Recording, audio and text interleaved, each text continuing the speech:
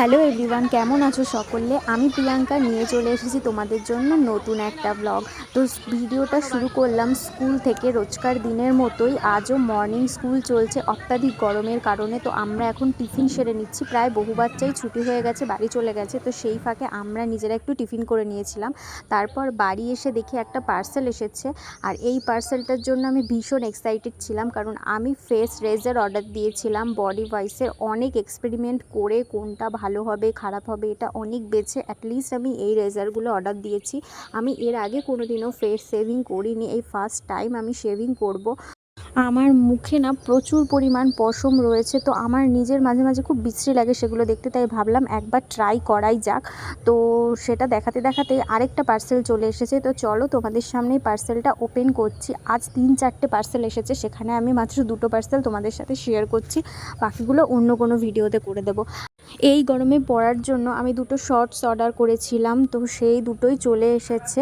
ভীষণ cute cute, আর ছবিতে যেরকম দেখেছিলাম তার থেকে আরও বেশি কিউট লাগছে দেখতে।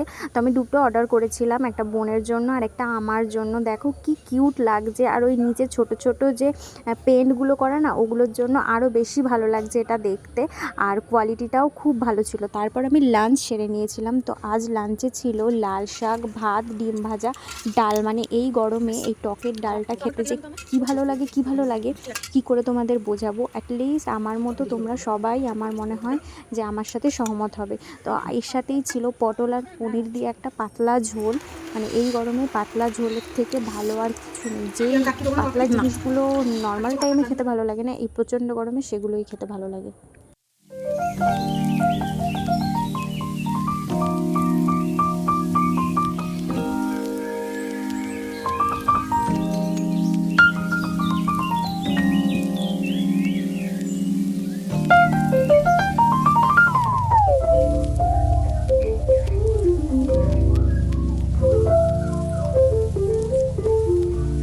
তখন বিকেল হয়ে গেছে, মানে 5:30-6টা বাজে। তখনও কি প্রচণ্ড পরিমাণ গরম, আর আমাদের ছোটো ছাপটায় না একটা কুকুর এসে শুয়েছিল। মানে ওরা এখানে মাঝে মাঝেই শুয়ে থাকে।